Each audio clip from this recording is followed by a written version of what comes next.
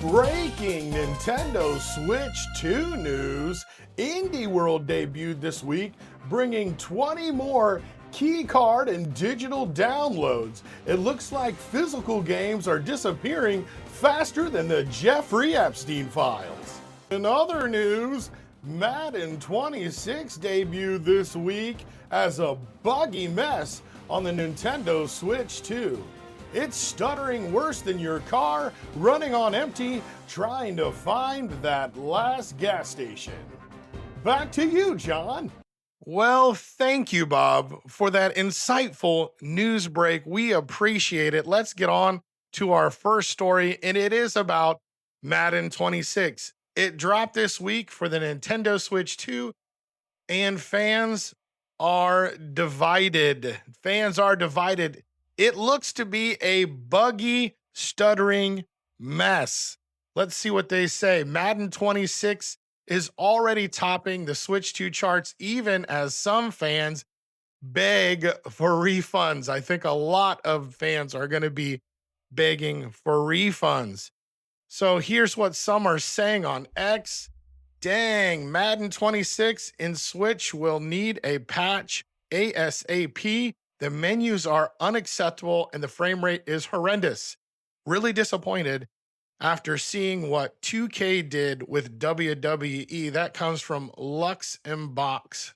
Lux Emboss.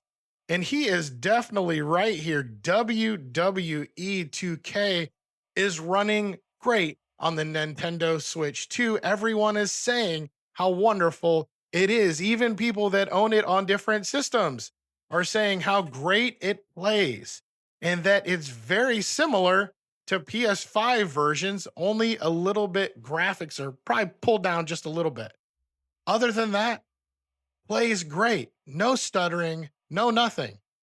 It seems to me that EA, once again with Madden, got lazy and they didn't want to optimize it.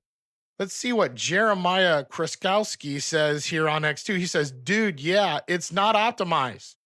We need frame rate improvements. It's nearly unplayable. It's nearly unplayable. This is $100 game on some of the game. So this is $100 game on some of the editions. I think it's $70 other than that. $100. And it's a stuttering mess. You can't even do things on offense. That is very, very disappointing for fans. And it's not what we were looking for. I was really excited when I saw this on that partner showcase coming out. And I was like, oh yeah, this is awesome. Madden on Switch 2. I'm so excited for it. Even though it is the same game from 2010, they just put better graphics on it and put a couple new modes on it every time. But hey, that would be awesome to have in handheld mode.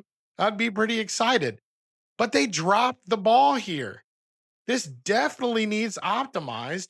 And they were just like, you know what? We'll just put the same version out to all the systems. Come on, EA. We need better than that. Give us some optimization on this Madden game. And I'm not going to buy it myself. Not until, and I want it. I'm not going to buy it until it's optimized. So I'm going to wait on this one. We'll see what happens. But man, get it together, EA, on Madden 26. And for our other story, Indie World came out this week on the heels of the other partner showcase that was last week. The problem people are having with this Indie World isn't the games that were announced. They're not too bad. Lots of good indie games, and Nintendo Switch 2 needs good indie games. That's not the problem. The problem is this. On the last partner showcase, we ended up getting 20 plus games that were all key card or digital downloads. So then we come to the Indie World, and you guessed it, they're all digital downloads. I don't think many of them are on key card, and most likely, probably none of them are physical games. So we've run into a problem here. There is just way too many digital key cards or digital downloads and not enough physical games. Physical games are disappearing. And if we don't do something, they will be gone. So, in this article here, it says we should reject the Switch 2's bogus game key cards, or this will be the end of physical games. I do agree. We got to make our stand here. This is by Kyle Barr, and let's see what he says. He says here on Sunday, Nintendo propped up a survey for players to share a few thoughts about how they prefer to play games on the Switch 2. Hey, at least they're asking. Let's give this one a thumbs up to Nintendo. At least you're asking.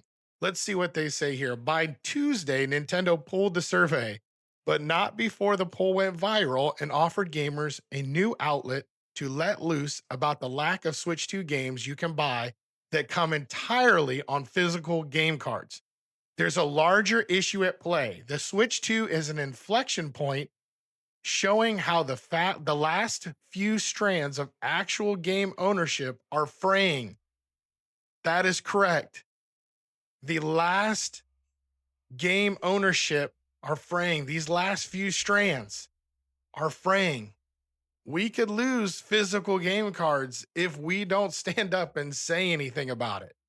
And I know as a collector and those other people that are collecting their games, they want to be able to play them whenever they want. They don't want to have to digitally download something. They don't want to have to be connected to the internet to play. They want to just be able to put that in anywhere and play. And that's what physical game cards give us. They also can't be taken away from us. So if you have a digital or a game key card, those things can be taken away by Nintendo if they want. They can actually shut down your system if they don't like what you're doing. So it says here, collectors want to actually own the game rather than a key for it. Nintendo's user agreement shares how a digital download is merely a license. Here we go. To use the software on the system. Nintendo can restrict your games or your account, and it may even remotely deactivate your console if the company detects you've tried pirating its games. Now, I'm against pirating. We shouldn't pirate.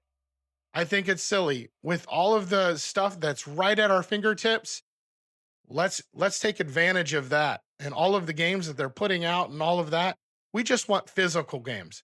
But let's not pirate. I agree with Nintendo that you shouldn't pirate. But being able to just brick your console if there's something that they don't like or detect something they don't like, and we're seeing this with people buying used cards that have been copied in some way.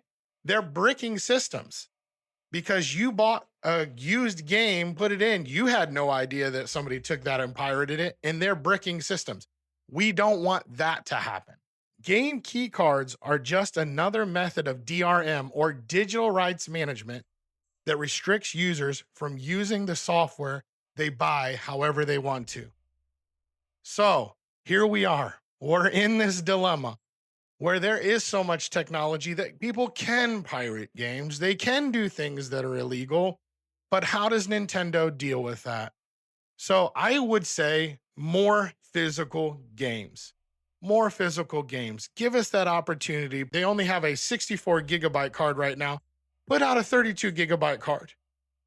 So more publishers can put their games on there. So they're not wasting their money buying this card that costs about $17 or so.